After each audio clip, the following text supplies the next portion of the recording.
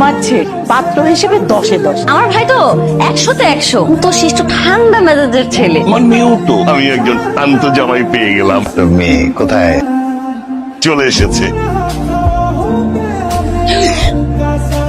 সাবধানে দিবি না। আরে ঠিক আছে, আমি আসলে সরি। ওকে। গেলেই বুঝবে। আগামী শুক্রবার একটা ভালো দিন আছে, ওই দিনই বিয়ের কাজটা সেরে দিন। হয় বাতো। কখনো শুনেছেন বাসায় হয়তো বউরা দুধ খায়? ধরেন সরি, আমি আমার রাগ কন্ট্রোল করতে পারি নাই। এগুলো আপনি আমার গায়ে হাত তুলবেন? আমার সাথে সংসার করতে হলে বুঝে শোনা চলবা। লাইট বন্ধ করো, আমি ঘুমাবো। তরকারিতে বোধহয় একটু লবণ কম হয়েছে। বাবার বাড়ি থেকে সারা জীবন এরকম সংসারে ঢং করে বেড়াইছো নাকি কখনো রান্না করে ঢুকছো? এত চিৎকার করছেন কেন? আমি চিৎকার করতেছি? আগে তো রাগ উঠলে চারটার উপরে ছাড়তে পারতাম, এখন তো পেয়ে গেছি লাইসেন্স প্রাপ্ত মেজাজ খারাপ হইলেই মাইস। তাই বলে প্রতিদিন আমার মুখে মারলো কেন?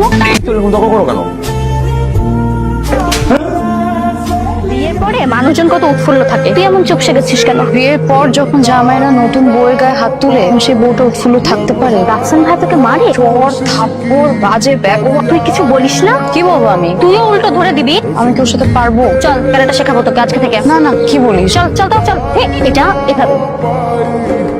স্পৃহা, আমি নাকি প্রতিদিন অফিসে যাওয়ার পর তুমি বান্ধবীর বাসায় যাও? হ্যাঁ যাই। কেন? ইংরেজি শিখতে চাই। কালকে থেকে যাওয়া বন্ধ। কিন্তু আমাকে কোথাও ঘুরতেও নিয়ে যাও না। বিয়ের এতগুলো মাস হয়ে গেল, শপিংও নিয়ে যাও না। বাসায় বসে আমি কি করব? কোনো দরকার নাই। দরকার নেই কেন? আরে বলছি শিখবে।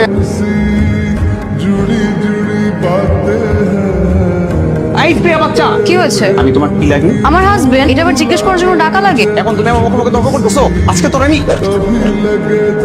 রে, তুই আজ আবার বৌমাকে মারলি?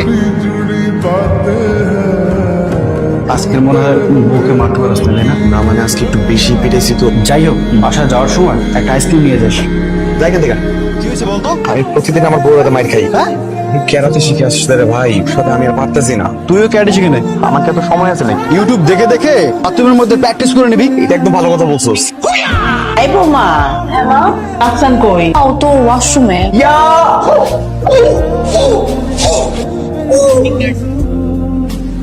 কি হয়েছে ওর? হয়তো ক্যারেটে প্র্যাকটিস করছে।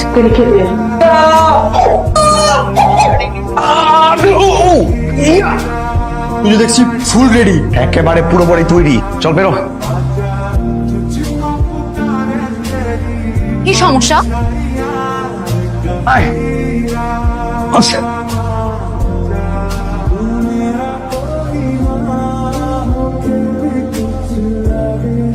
ও এরকম একটা অঘটন ঘটাইলো, তোমরা কি এটা কোনো বিচার করবা না? আমি তো বৌমার পক্ষে। গুড জব বৌমা, আমি খুব খুশি হয়েছি। ওই এসে আমাকে বলে কি হিটমি হিটমি। আমি জানি তো। তোর আমি দেখলাম। আমার একটা বুদ্ধি দে, কিভাবে করে আমি প্রতিশোধ নিতে পারি। ডিভোর্স দিয়ে দে। না না না, তুই তোর বউকে প্রেগনেন্ট বানিয়ে দে। মানে গর্ভাবস্থা 9 মাসটা একদম বিড়াল হয়ে থাকবে, আর বাচ্চা হয়ে গেল তো পায়ে শিকল। এটা কিন্তু একটা ভালো বুদ্ধি দিছিস। এমন জোকারের মতো সেজে বসে আছো কেন? এটা তোমার ফোন। কাহিনী না করে চুপচাপ ঘুমাও। চলো আমরা দুজন সারাটা আজকে গল্প করি। যাও ঘুমাও। কাজ হয়েছে? থেকে কাজ হবে। বিয়ের পর থেকে সারাদিন বলে রাখছে ঝাড়ের উপরে। ভালোবাসার নাটক কর, বউকে নিয়ে কক্সবাজার থেকে ঘুরে আয়, যা।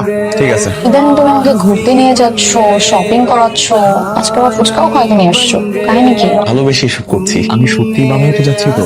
হ্যাঁ আমার ফোনে কে কল দিছে একটু দেখো তো। দেখছি। কি ব্যাপার বন্ধু? আরে তোর মিশন তো কমপ্লিট। তোর বউ এখন প্রেগনেন্ট। তোর উদ্দেশ্য ছিল তোর বউ প্রেগনেন্ট হবে, হয়ে গেছে। ওকে কনসিভ করা তোমার মেন উদ্দেশ্য ছিল? আসলে ব্যাস, আর কিচ্ছু বলতে হবে না। আমি ওকে পৃথিবীতে আসতে দিব না। আপনি আপনার হাজবেন্ডের সঙ্গে কথা বলুন, ওকে পৃথিবীর আলো দেখতে দিন। ওর মধ্যে কোনো অনুভূতি নাই। তুমি প্লিজ আমার মাফ করে দাও। তোর লিখে তো পায়ে ধরতেছি। আপনার উচিত হবে তাকে ক্ষমা করে দেয়া। কান্না থামাও।